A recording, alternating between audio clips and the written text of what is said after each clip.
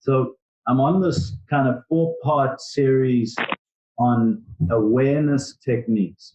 So these are practical things you do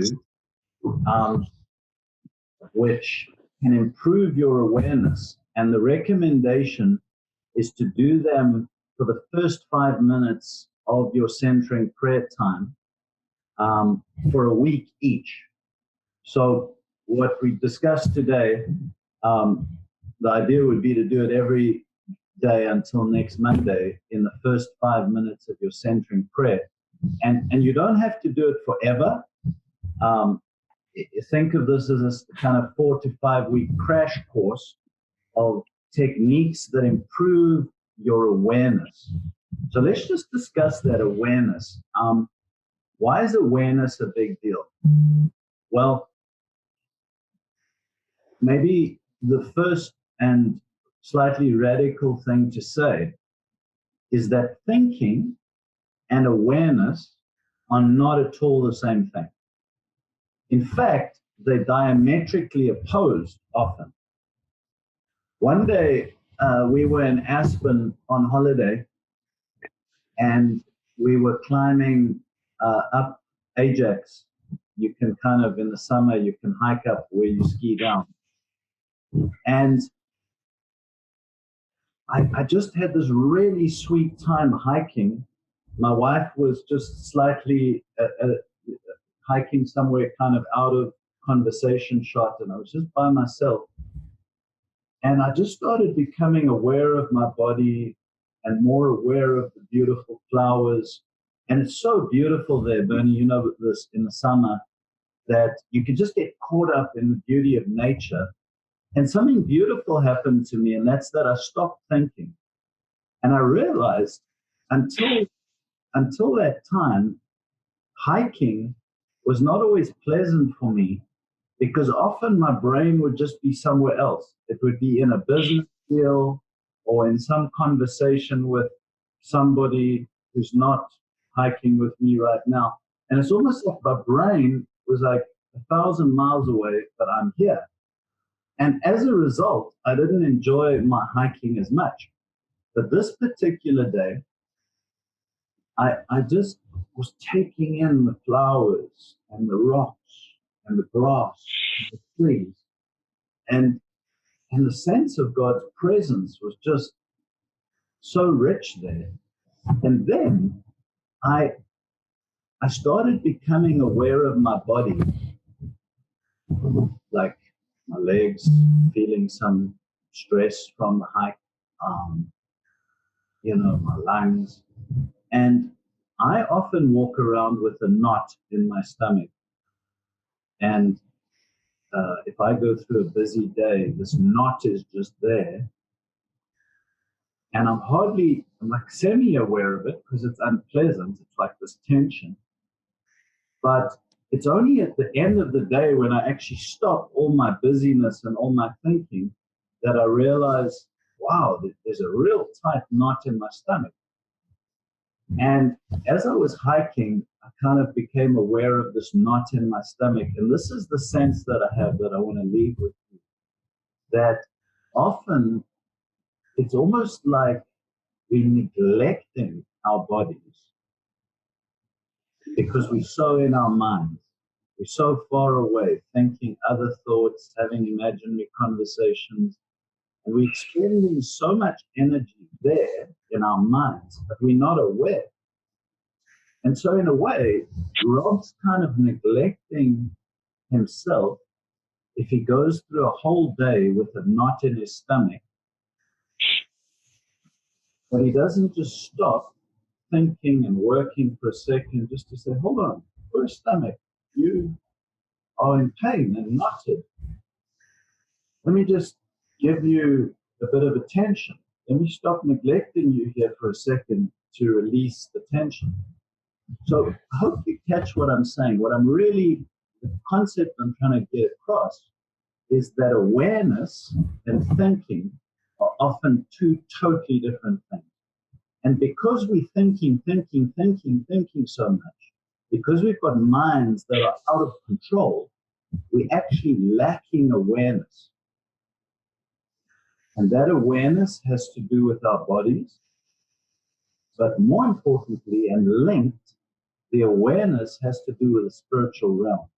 I'm going to say something that's a little bit radical, but I believe there's a strong Bible case for this.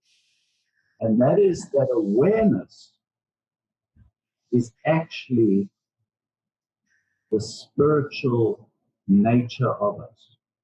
Think about that. Jesus said, when you worship, you must worship in spirit and in truth. Think about when a beautiful sunset or a beautiful picture causes your heart to like rise up in worship towards God. That's not because your mind is analyzing that sunset and thinking, I wonder how it was formed. It's because the sun's at this position in the horizon and the atmosphere. It's because there's something else other than your mind taking in that beautiful sunset, and it's finding God in the sunset. And so this is all just a bit of a preface for the reason for these techniques. The reason for these techniques is to become more aware of and to develop our ability to be aware, because that is the way into the spirit, to connection with God. And our minds are like out of control. If we let our minds grab the reins, they'll take us off into thinking about some conflict or something, and that's not worship. So that's what we're kind of doing here in these exercises. And just a reference for that is back in Romans chapter 8, verse 6, which is kind of almost the foundational scripture, one of the foundational scriptures for this whole practice of centering prayer. It says, the mind controlled by the sinful nature is death, but the mind controlled by the spirit is life and peace. The mind controlled by the sinful nature is hostile to God. It does not submit to God's law, nor can it do so. Those controlled by the sinful nature cannot please God. So, just to recap, the sinful nature is these drives inside of you, the unhealthy need for control, the unhealthy need for security, the unhealthy need for affirmation. Those control our minds. And that mind is like a loose cannon. It's like a liver that's out of control. It's not performing its function.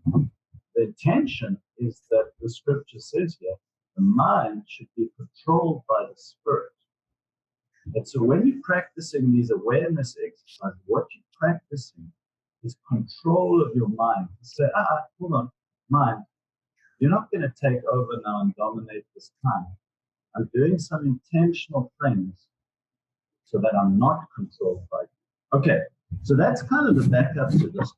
The one we discussed last week was body awareness. So the first technique was body awareness. And the simple suggestion is for 5 minutes, the first 5 minutes of your centering prayer, kind of scan through your body from your toes and the top of your head, and just become aware. How do my toes feel? How do my ankles feel? And feel those things. And for some people, this is really hard at first because the mind so dominates us that we can't even feel. And maybe, if we're lucky, feel our hands, but we can't feel our knees. And so the exercise is to feel parts of you just for 5 minutes. That tunes you into awareness, it tunes you into the spiritual realm, and then you move into your time of centering, just a sacred word where you call out to God and you say, I consent to your presence and your action. So that was last week. This week, and just this book that I'm following here from Anthony De Mello explains not only what I've kind of said about learning control over the mind, but he also explains one very big advantage of being aware of the body, And that's releasing nervous tension. Let me just read again what he says there from last week. He says, one of the biggest enemies to prayer is nervous tension. This exercise helps you to deal with it. The formula is a simple one. You relax when you come to your senses. When you become as fully conscious as possible of your body sensations, of the sounds around you, of your breathing, of the taste of something in your mouth. Far too many people live too much in their heads. They are mostly conscious of the thinking and fantasizing that is going on in their heads. Far too little conscious of the activities of their senses. As a result, they rarely live in the present. They are almost always in the past or the future. In the past, regretting past mistakes, feeling guilty about past sins, gloating over past achievements, resenting past injuries caused them by other people, or in the future, dreading possible calamities and unpleasantnesses, anticipating future joys or dreaming future events. And then he says, to succeed in prayer, it is essential to develop the ability to make contact with the present and to stay there. That's awareness. That's the realm of spirit. And there's no better method I know of for staying in the present than getting out of your head and returning to your senses. So, I needed a long introduction because today's technique is very simple and easy to explain. And so the technique is slightly different from last week. Last week, you kind of scan through your whole body, aware of your toes, aware of your ankles, aware of your knees, aware of your head. Maybe work from the bottom up or work from the top down. And then just keep doing that for 5 minutes. That's last week. This week is slightly different and slightly harder if you're up for a challenge. This week, the exercise is to pick one place on your head and just be aware of that. Okay?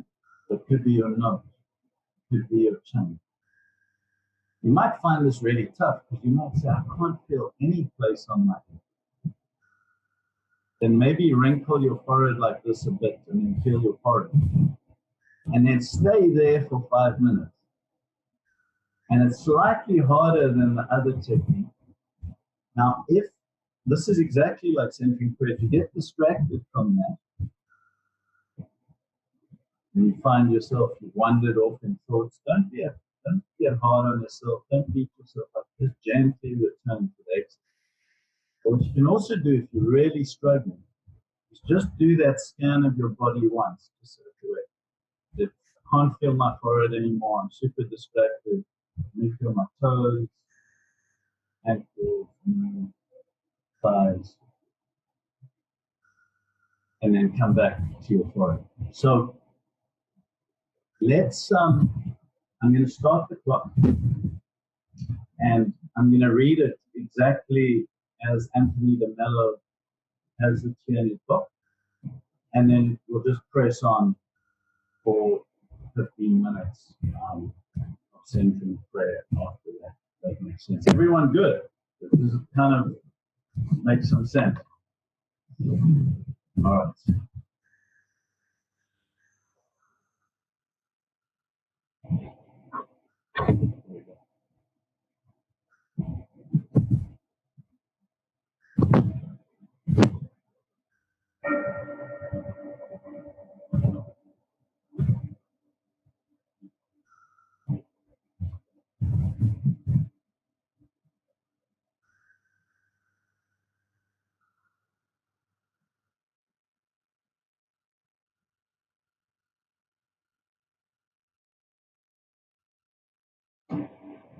So he says, close your eyes.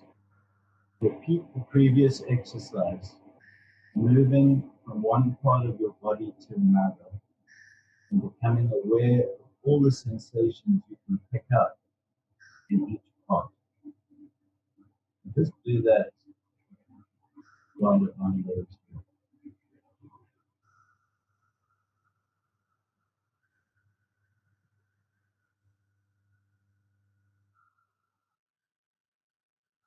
You might go back to doing that, struggling with more focus. Here's the focus. Now choose just one small area of your face, your forehead, for instance, or a cheek, or your chin. Try to pick up every sensation you can in this area.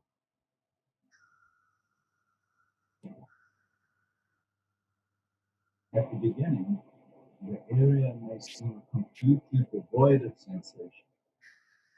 If this happens, then revert to the previous exercise. Then come back to this area. And keep doing this until you notice some sensation, no matter how faint.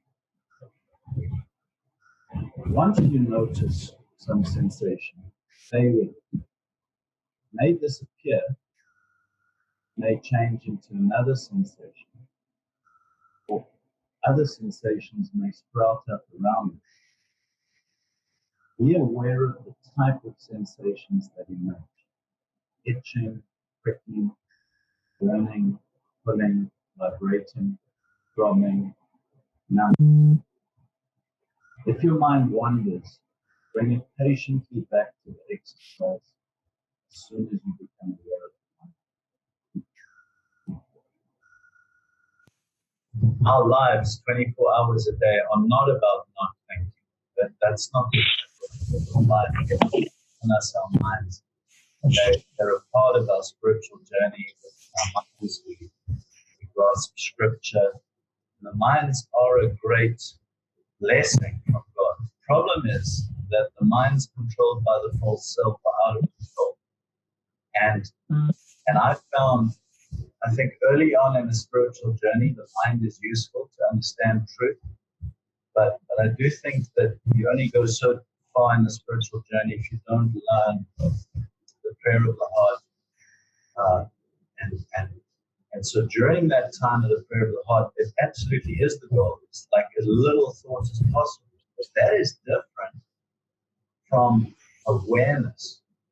Having maximum awareness is what's actually the goal of centering prayer, but minimum thought. And that's an important distinction.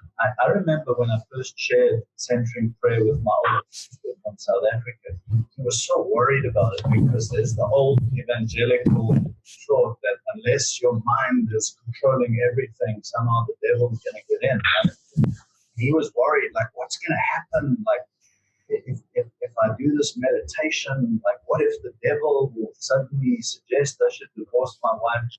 And I know now, in 5 years of doing this, there's no chance of that because your awareness is higher, not lower. You're not in a trance where it's like you're half dragged out, as if you've been taking some substance.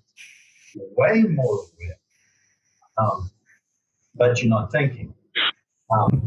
And that is the place of the spirit. So I actually got this wrong for a few years in centering prayer, where I thought this is almost some kind of a sleepy state you're trying to get into, but it's not. It's a state of heightened awareness where you're so aware that you're even aware of your thoughts, that you're above your thoughts. And in that way, the spirit is controlling the mind, not the other way around, where like our minds are out of control, controlling us. I just want to very quickly here with reading a few more paragraphs from this chapter from Anthony De Mello. There's the previous exercise and this one may have seemed very simple to you. So simple, in fact, as to prove disillusionment. But the contemplation is a very simple thing, really. To advance in it, what you need is not to complicate your techniques, but to persevere in simplicity. A thing that most people find very, very hard. Put up with your boredom, resist the temptation to seek novelty, and instead seek depth. So I want to leave you with that thought. You're seeking depth. You need patience. You need to persevere. Not looking for novelty and visions and bells and